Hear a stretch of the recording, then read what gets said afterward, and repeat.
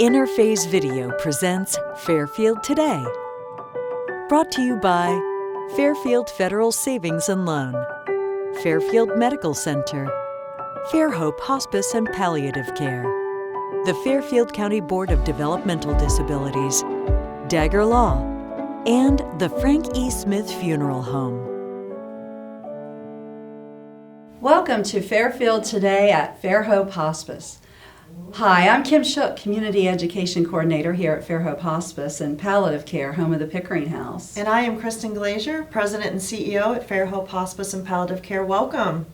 So we're glad to be back with you today, and we have Tracey Miller, our Grief Support Coordinator, with us, and talking to her and to all of you about how we can help those in our community through a grief process. So welcome. Thank you for having me here.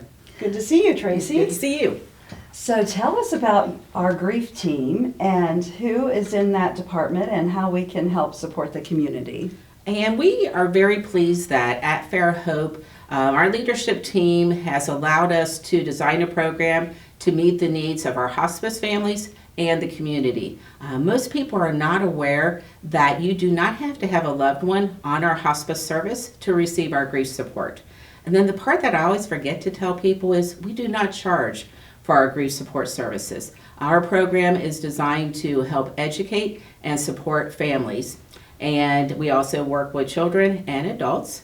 And I am very blessed to work with the team of Ernie, Amy, and Naomi. We joke that your name has to end with an E sound in order to be part of the team. And so we all have our individual backgrounds and our skill sets, and what we try to do is match any new referrals to the skill set of our different grief navigators. That's amazing. I think that's so important that we're talking about this today, because as you know, we work our way into a new year and so many changes over the past couple of years, but really I think sometimes people don't realize what grief is, and I think they also don't realize really what we can offer them. I mean, we are so blessed to have you guys and to have our team with us, that not only do we support our Fairhope families, but then there's so many things and so many people in the community that just all year need support for so many different reasons, and so you're so well connected with the schools, and we are so blessed that we get to help a lot of kids in town, which is really unique.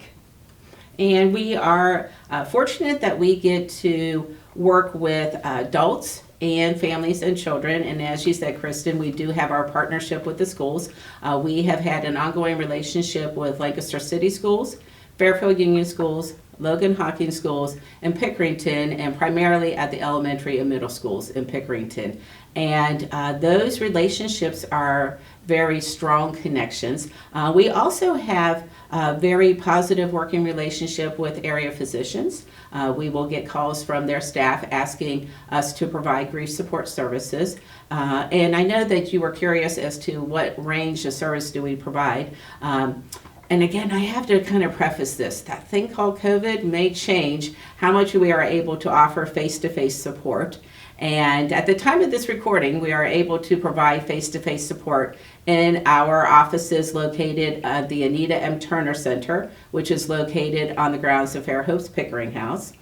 We also can offer support, as you mentioned, in the schools, and then we can provide support through FaceTime and Zoom.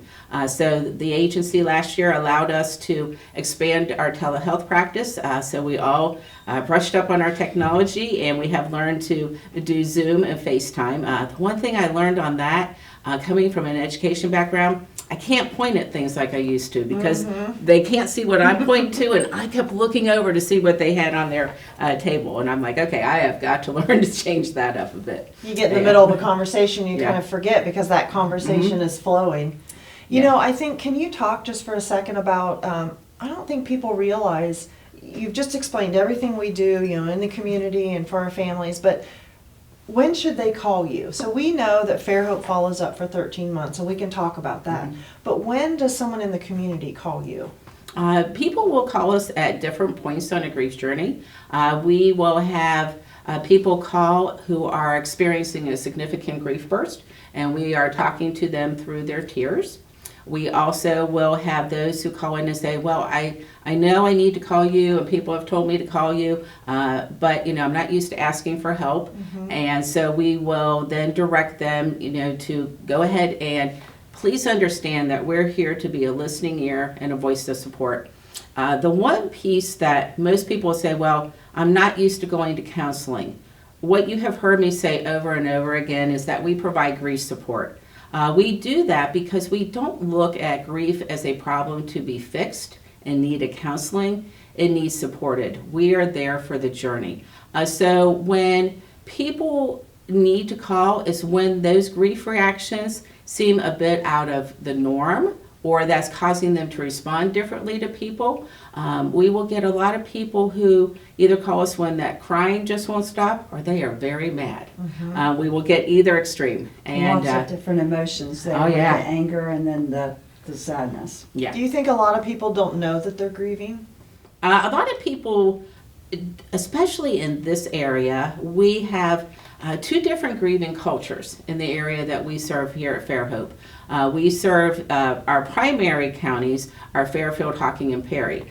And some of our counties will have different grieving styles, meaning that there are some where I say they circle the wagons and family takes care of family. So we don't let anybody in to help. Right. And then there are others who are accustomed to receiving help who will call. It's the family structure that family takes care of family. Those are the ones that may not know that they're grieving.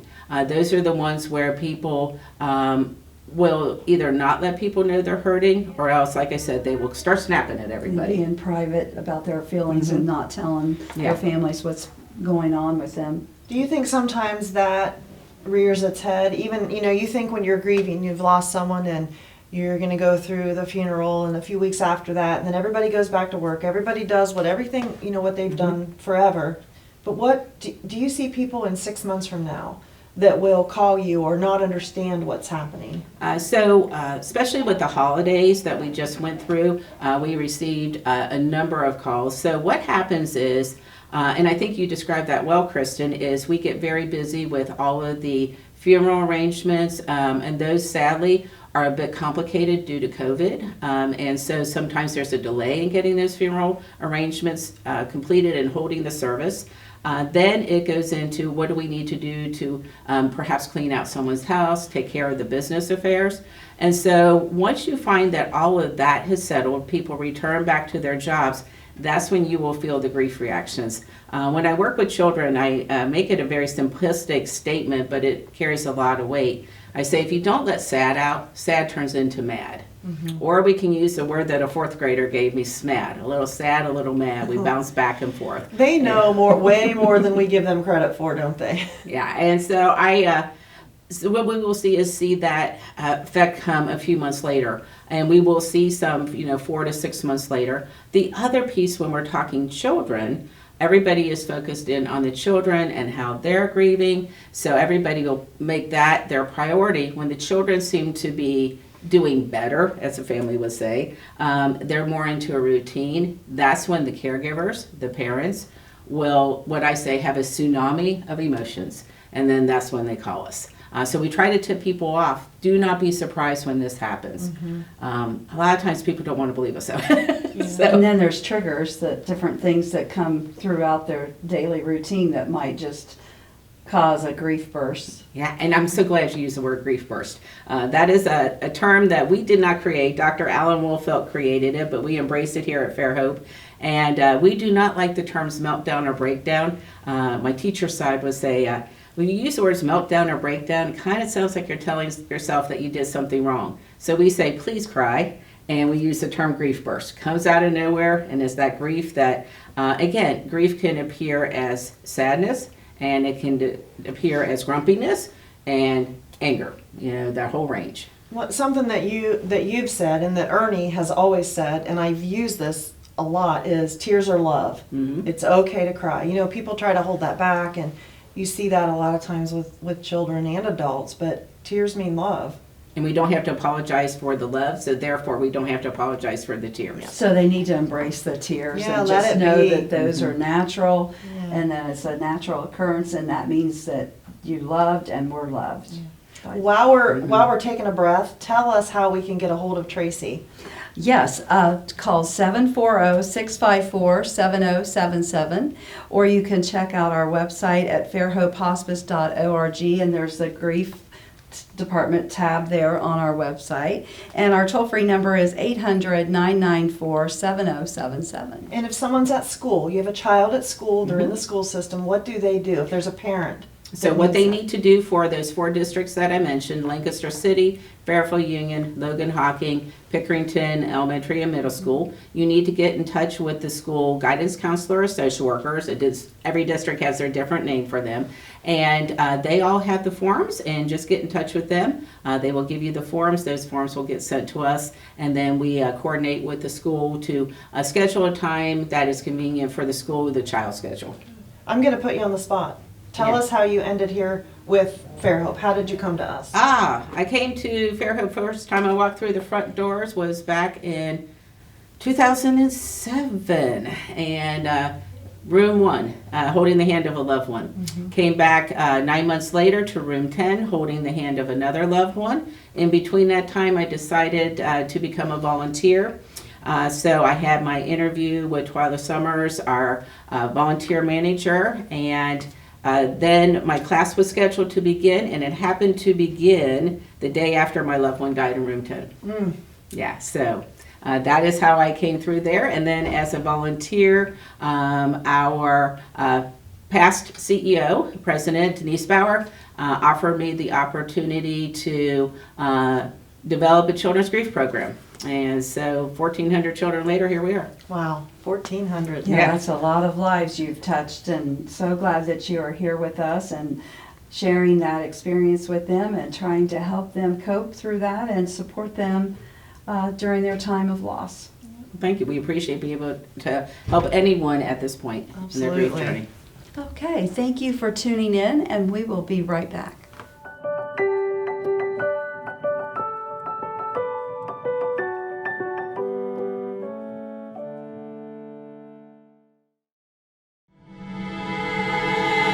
The moment that you're told that you have cancer, so many things were going through my mind. I had this pain that kind of doubled over, and FMC got me the help that I needed, so I ended up surviving. Fairfield Medical Center has helped me get through what was the hardest 6 months of my life. When I first came to Fairfield Medical Center, she was probably having an allergic reaction. They saved her life, and that's why she's here today. Life is unpredictable. That's why estate planning is important. Estate planning provides you comfort and peace of mind knowing that you're taking care of your loved ones and ensuring your legacy lives on just as you envisioned. You lived a life that is beautifully and uniquely yours. You deserve an estate planning attorney who understands that and creates a plan as unique as you and in the best interest of your loved ones. You deserve the local, trusted, experienced attorneys at Dagger Law. Fairfield Federal. When it comes to our customers and our community, we go above and beyond to help. Our people make the difference. We were retiring from Tucson, Arizona, and we made a retirement trip out around Ohio, having decided that's where we wanted to be. And we came across this town called Lancaster, and we fell in love with the downtown area, where the fountain is, and the memorials, and the flags, and all this stuff. And we looked around and I said, there's our bank right there. There's something to be said about a community bank in your hometown. Right. If you live in the community, you should do business in the community as much as possible. So it makes sense to bank with the community bank where you live. Fairfield Federal is the bank to be at. If you live in this town, or any town actually, you want to bank at a local home bank. And the employees are happy here, they're conversant, customer service is through the roof. There's nothing more you could ask for.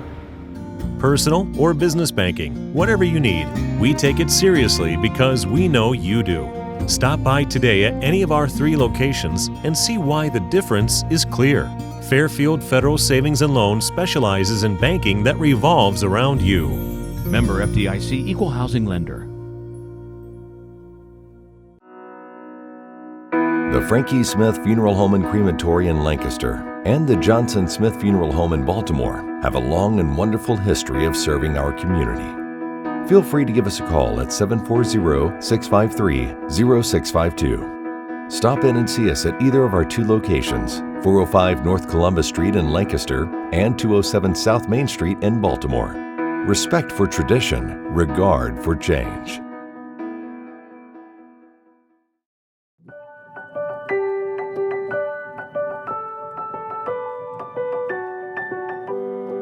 Welcome back to Fairfield Today here at Fairhope Hospice and Palliative Care, home of the Pickering House. Hi, I'm Kim Shook, Community Education Coordinator. And Kristin? I am Kristin Glazier, President and CEO here at Fairhope Hospice and Palliative Care. It's a beautiful day. The sun's out. Looks a little chilly, but we'll take it. Yeah. Winter is upon us, I and think so it doesn't feel like winter, but we are back here with Tracey Miller, our grief support manager. So welcome back. Thank you. And we just want to kind of continue our conversation about grief and how we are helping those of the patients and their families of the ones we have served on our service here, and how we help in the community and the schools. Yeah, the first segment we talked a lot about just the impact you have in the school system and in the community, and groups. I know that you've done a lot of Zoom groups with a couple of other of your staff who have just really had a surprisingly great turnout. When they couldn't meet in person, pulling those Zoom groups together, it seemed like it was really successful. And what we know in a grief journey is at some point, everyone needs to be heard and valued along their grief journey. And so we do have an active group that meets on Tuesday mornings. They meet from 10:30 to noon. And as we're recording this, they are able to meet in person. Of course, we always preface that with anything going on with COVID. So during that time when the restrictions were in place, we also valued and respected the health of our families and the adults that we serve. So they met by Zoom, and they would have 15 to 16 people on Zoom. One of the sweet stories is a gentleman in his 80s. His wife had died on our service, and he wanted to be a part of the group. So he went out and bought his first iPad so that he could join the group. And that was sweet because he valued that connection so much. And all that support is going to really help him with that. Yeah, definitely. I think a lot of people don't realize how long of a time that our team supports them after a loss with Fairhope. So for our, as we say, Fairhope survivors, so the family members of our patients, those that have been identified as a family member, that information is shared with the grief team, Amy, Ernie, Naomi, and what we do is we will reach out to the families with a sympathy card and a call after the death. We follow up in a few weeks with an informational flyer and another call at the 1 month mark to check in to see how they are doing. We offer ongoing support as needed for the families. And then we also will send them mailings at 3, 6, 9, 12, and 13 months.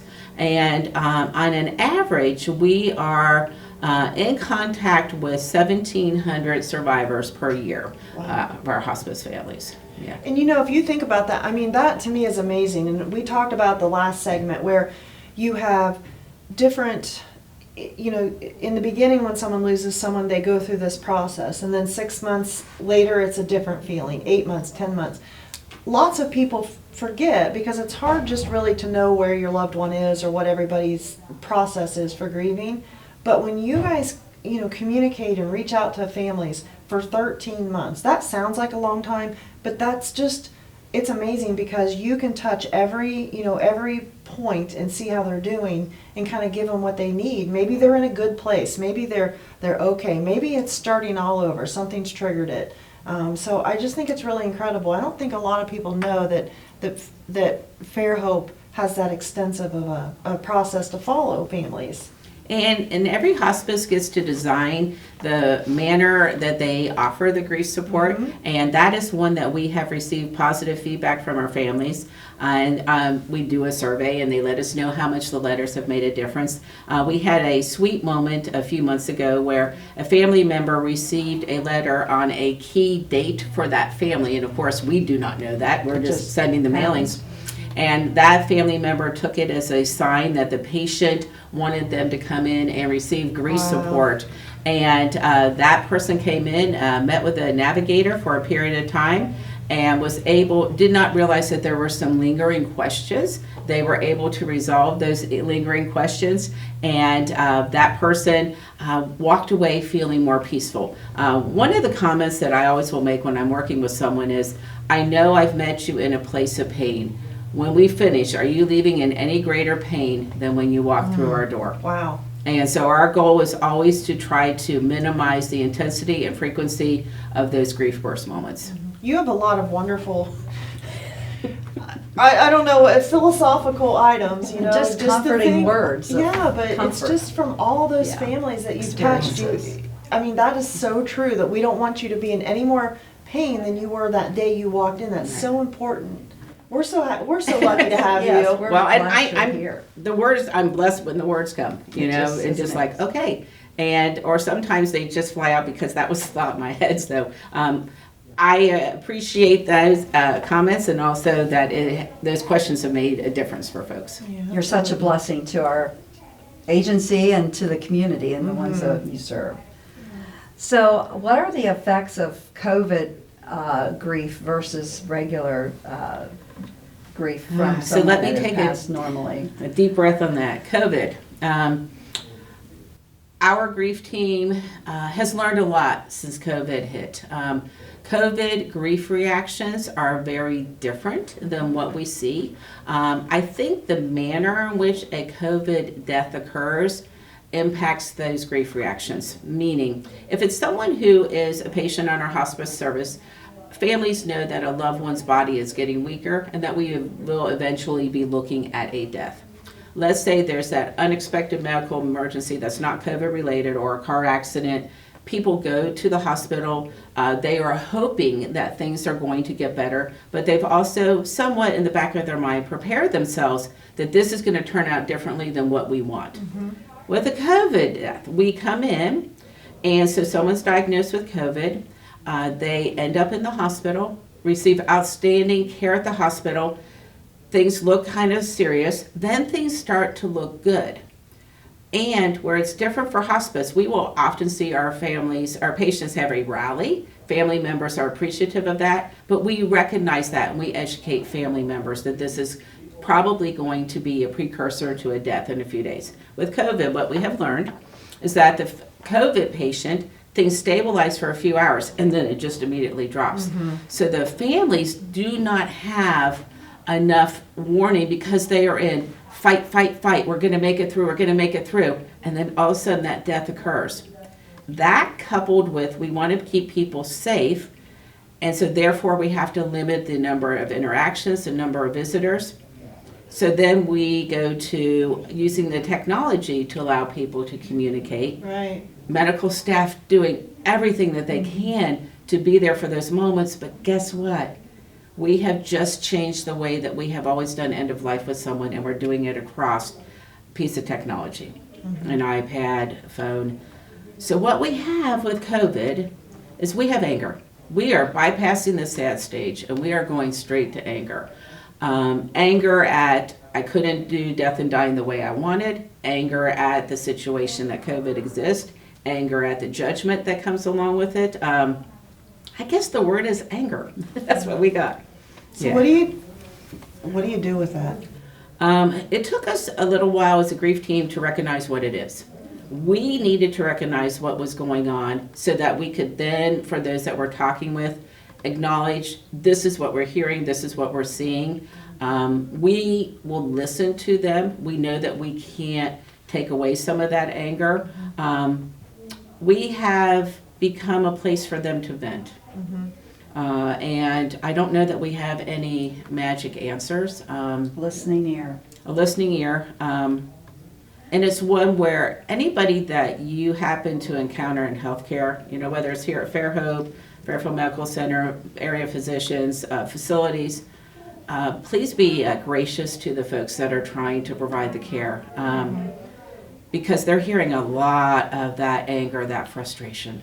And they're dealing with a lot of stress of long hours and trying to provide that excellent care, and they're trying to give support too as best they can. And And then with like a COVID experience, it's not that anticipatory grief because this is just a sudden diagnosis. These go fast. And then it just, they don't stay as long as someone does that is progressing with like a terminal illness. Right. And you know, we've been doing this for a while. Yeah. This whole COVID thing for a while. So have you had the opportunity to work with anybody that's maybe 6 months after their loss with someone with COVID, or even further, like to see where that anger is? We have worked with, I'll speak personally, I've worked with someone who is, I'd say now 10 months out from the death, and what they seem to have reconciled what happened. They understand that particular death occurred pre-vaccine, so there's another variable in there, because they knew that there wasn't anything that could have been done differently, and so that has helped them to understand that they did the best that they could. Where we now have some judgment that comes in is that whole vaccination piece, and I'm not going to go down that road, but I'm just saying that what ends up happening, and I think people need to understand this, that when someone says my loved one died of COVID, it's not like we're saying my loved one had a heart attack. Oh, I'm so sorry. My loved one died of cancer. I'm so sorry. First question when someone dies of COVID, were they vaccinated? You've automatically put a layer of judgment out there. What we need to do is say, hey, however a loved one died, we're sorry that that person died, that your life is impacted that way. We need to stop asking the question, because we're just setting up our survivors. So one thing I've learned from talking with people is that layer of judgment. That is complicating their grief process. I like that you've just allowed us or given us some tips about how we handle someone, you know, how we can support someone that's had that type of a loss. So thank you for that. Oh, sure. And we, again, just to let people know that we're sorry that your life has forever changed, just like it would with any other death. Sure. And I think we also have to understand that when we can't do our traditional grieving style, we feel as if we have failed. And we have to let people know that you did the best you could with the circumstances at hand. Right. And how things transpired and the length of the illness and the circumstances around that, being in the hospital, because you know, people typically want to pass it home on a typical diagnosis, but with COVID, that's in the hospital. And so it is an ongoing learning situation, we'll put it that way. But what the community needs to know is that Fairhope is here supporting those families. We're also supporting some of those first responders, frontline folks. Right. Yeah. That's right. So top 2 things to take away from both segments today as we approach a new year and new thoughts. Give our viewers just some 2 tips. 2 tips. One, do not be hesitant to reach out and ask for support or a listening ear.